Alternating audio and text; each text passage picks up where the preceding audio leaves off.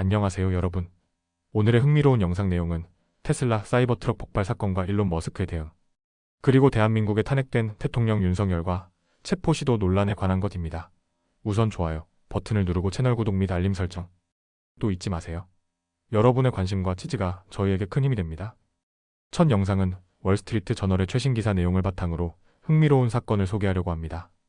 테슬라 사이버트럭이 라스베이거스 트럼프 호텔 앞에서 폭발한 사건과 그에 대한 일론 머스크의 반응, 그리고 테러 의혹까지 다뤄보겠습니다. 이 사건은 단순한 차량 사고가 아니라 정치적, 기술적, 그리고 사회적 이슈로 확산되고 있습니다. 함께 자세히 알아보시죠. 첫째, 사건 개요. 2025년 새해 첫날, 라스베이거스 트럼프 인터내셔널 호텔 앞에서 테슬라의 최신 모델 사이버트럭이 폭발하는 사건이 발생했습니다. 사건 상황: 폭발로 인해 1명이 사망하고 7명이 부상을 입었습니다. 차량 내부에서 폭죽과 연료통이 발견되어 당국은 이를 테러 행위로 보고 있습니다. 특이점: 폭발은 차량 외부를 심각하게 손상시키지 않았습니다. 테슬라의 강철 외부와 구조 덕분에 주변 피해가 제한되었다고 평가받고 있습니다. 둘째, 일론 머스크의 대응. 테슬라 CEO 일론 머스크는 사건 발생 후 소셜미디어 플랫폼 X를 통해 적극적으로 대응에 나섰습니다.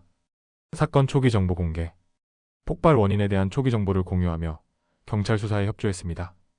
폭발은 차량 결함이 아니라 외부 폭탄 때문이라고 강조했습니다. 사이버트럭의 긍정적 이미지 구축. 머스크는 사이버트럭이 폭발을 억제해 주변 피해를 줄였다고 언급하며 제품의 안전성을 부각시켰습니다. 사이버트럭은 역사상 가장 튼튼한 트럭이라는 메시지를 전달하며 논란을 기회로 활용했습니다. 테러 가능성 제기. 폭발이 의도적 테러 행위일 가능성을 제기하며 뉴올리언스에서 발생한 다른 차량 테러와의 연관성을 언급했습니다. 셋째, 테슬라와 당국의 협력. 테슬라는 사건 조사에 적극적으로 협력하며 차량 데이터와 정보를 제공했습니다.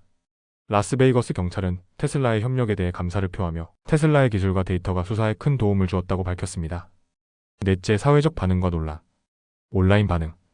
소셜미디어에서는 사이버트럭이 폭발에도 불구하고 견고함을 유지했다는 점이 화제가 되었습니다. 폭발에도 타이어가 터지지 않았다는 등 제품의 강점을 칭찬하는 글들이 퍼졌습니다. 정치적 해석. 일부는 이 사건이 정치적 메시지를 담고 있다고 주장하며 폭발 장소가 트럼프 호텔이라는 점을 주목했습니다. 머스크의 유머. 머스크는 파손된 차량도 다시 운행 가능할 것이라는 유머러스한 반응으로 팬들의 관심을 끌었습니다. 다섯째, 사건의 의미와 앞으로의 전망. 기술적 교훈. 이번 사건은 전기차의 배터리 안전성과 테슬라의 설계 기술을 재조명하는 계기가 되었습니다. 사회적 논의. 차량 테러의 위험성과 이에 대한 방어 기술 개발 필요성이 더욱 부각되었습니다. 테슬라의 이미지 관리. 머스크는 사건을 통해 테슬라의 안전성을 오히려 강화하며 위기를 기회로 바꾸는 모습을 보여주었습니다. 이렇게 테슬라 사이버트럭 폭발 사건과 이에 대한 일론 머스크의 반응을 알아봤습니다. 이 사건은 단순한 차량 사고를 넘어 테슬라의 기술력과 사회적 영향력을 보여주는 사례로 남을 것입니다. 다음 영상은 월스트리트 저널의 최신 보도를 바탕으로 대한민국에서 벌어진 충격적인 정치 드라마를 소개합니다. 윤석열 대통령의 탄핵, 계엄령 선포, 그리고 체포 시도와 그 여파에 대해 알아보겠습니다. 이 사건은 단순한 정치적 논란을 넘어 대한민국의 민주주의와 헌법적 질서를 시험하는 중요한 순간입니다. 함께 자세히 알아보시죠. 첫째, 사건 개요. 2025년 1월, 한국에서는 탄핵된 윤석열 대통령을 둘러싸고 정치적 혼란이 이어지고 있습니다. 탄핵과 계엄령. 윤 대통령은 2024년 12월 14일 탄핵되었지만 헌법재판소의 최종 결정 전까지 직위를 유지하고 있습니다. 탄핵 직전, 윤 대통령은 헌법적 자유를 보호한다며 계엄령을 선포했습니다. 체포 시도.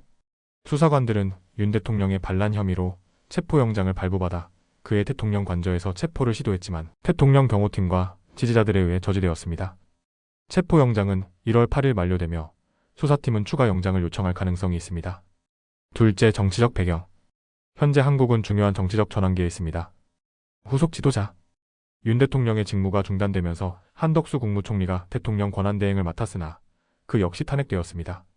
현재 최상목 경제부총리가 대통령 권한대행을 맡고 있습니다. 헌법재판소의 역할.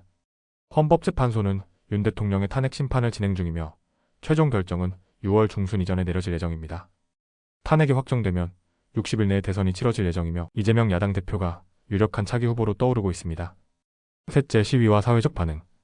윤 대통령의 탄핵과 체포 시도를 둘러싸고 전국적으로 대규모 시위가 벌어지고 있습니다. 찬반 시위. 탄핵을 지지하는 국민들과 이를 반대하는 보수층 지지자들 간의 갈등이 심화되고 있습니다. 일부 극우 유튜버들은 사람들의 군대를 조직하자며 윤 대통령을 방어하고 있습니다.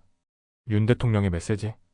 윤 대통령은 지지자들에게 이 나라를 지키기 위해 끝까지 싸우겠다는 메시지를 보내며 결속을 다지고 있습니다. 넷째, 체포 시도의 법적 쟁점. 대통령 경호팀의 역할.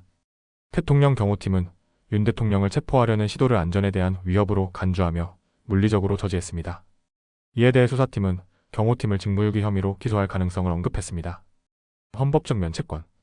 윤 대통령은 직위 해제 전까지 대통령 면책권을 보유하고 있지만 탄핵이 확정되면 면책권을 상실하게 됩니다. 계엄령 논란.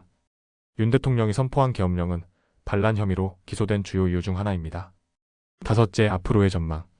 헌법재판소 결정. 탄핵이 확정되면 윤 대통령은 모든 직위에서 물러나며 형사재판이 본격적으로 진행될 것입니다. 탄핵이 기각되면 윤 대통령은 정치적 복귀를 노릴 가능성이 큽니다. 정치적 불확실성. 지도부 공백과 연이은 탄핵 사태로 인해 정치적 혼란이 계속될 것으로 보입니다. 경제와 안보 측면에서도 영향을 미칠 가능성이 있습니다. 이렇게 대한민국의 윤석열 대통령 탄핵과 체포 시도를 둘러싼 정치적 드라마를 살펴봤습니다. 이 사건은 한국 정치사에서 매우 중요한 장면으로 기록될 것입니다. 여러분은 이 사태에 대해 어떻게 생각하시나요? 오늘은 여기까지입니다. 다음 영상에서 더 유익하고 흥미로운 내용으로 찾아뵙겠습니다. 이 영상은 투자 의견이 아닙니다. 매우 감사합니다.